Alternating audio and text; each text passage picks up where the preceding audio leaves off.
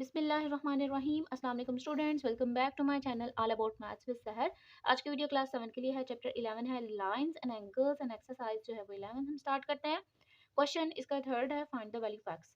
अब हमने क्या करना है, जो भी ट्राइंगल गिवन है उसमें से एक्स की वैल्यू फाइंड करनी है। ठीक है, तो सबसे पहले तो आपने ये देख लेना है कि जब हमने एक्स की वैल्यू फाइंड करनी है तो कौन सा मैकेनिज्म अप्लाई करना है।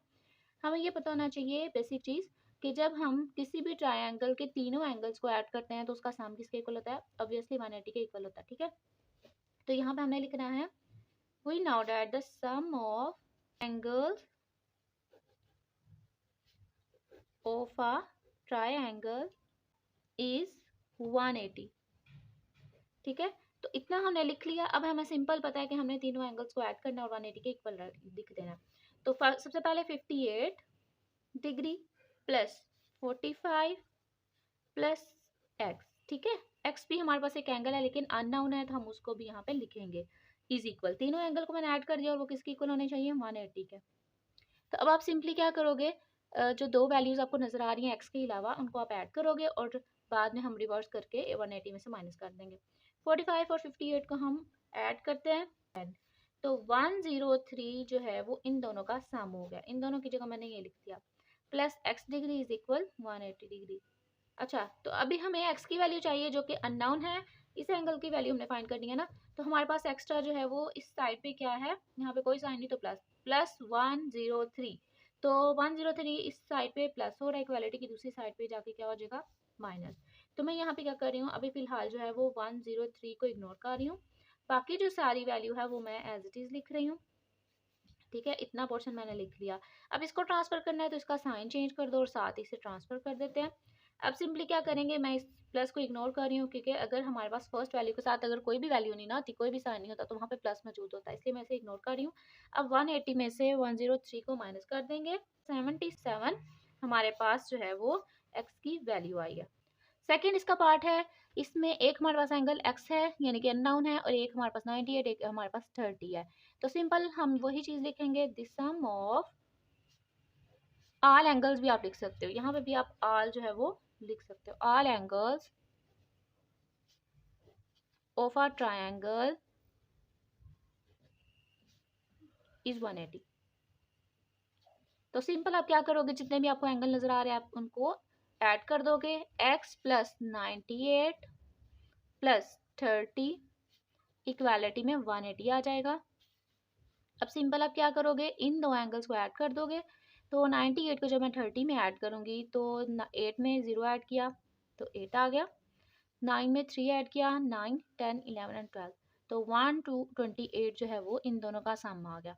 अब हमें x जो कि अननोन वैल्यू है उसकी वैल्यू फाइंड करनी है अननोन की।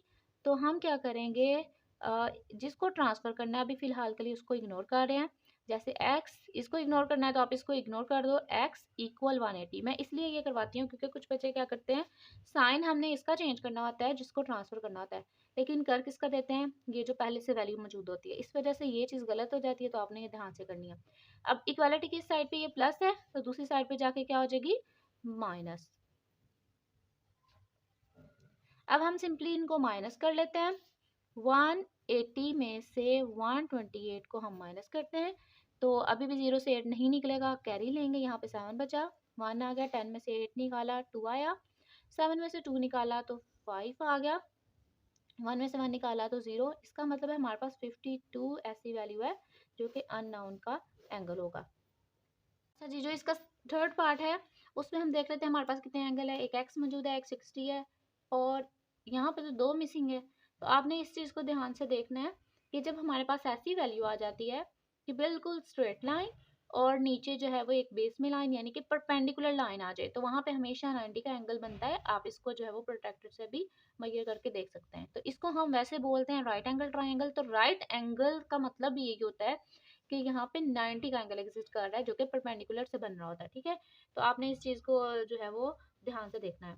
तो हम सिंपली वही चीज़ लिख लेंगे, the sum of all angles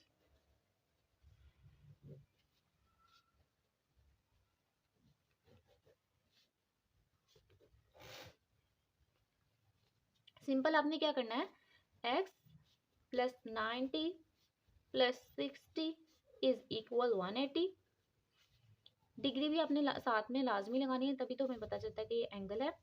plus 90 और 60 को ऐड करेंगे, तो 9 में 6 ऐड किया तो 150, यानी कि 15 और 150 बन गया, तो 180 एज इट इज़ आ जाएगा। अब हमें एक्स की वैल्यू चाहिए, तो मैं जिसको ट्रांसफ़र करूँगी अभी फ़िलहाल के लिए उसे इग्नोर कर दूँगी, ठीक है। और नेक्स्ट स्टेप में यहाँ पे ये इक्वालिटी में प्लस हो रहा है, इक्वालिटी की दूसरी साइड पे जाके क्या हो जाएगा, माइनस हो जाएगा। तो अब हम सिंपली इनको माइनस कर लेते हैं, 180 में से 150 को माइनस करेंगे, निकाला तो 0 जो कि हम नहीं लिखेंगे। कल हमारे पास जो है वो 30 डिग्री जो है वो अननोन एंगल आ गया।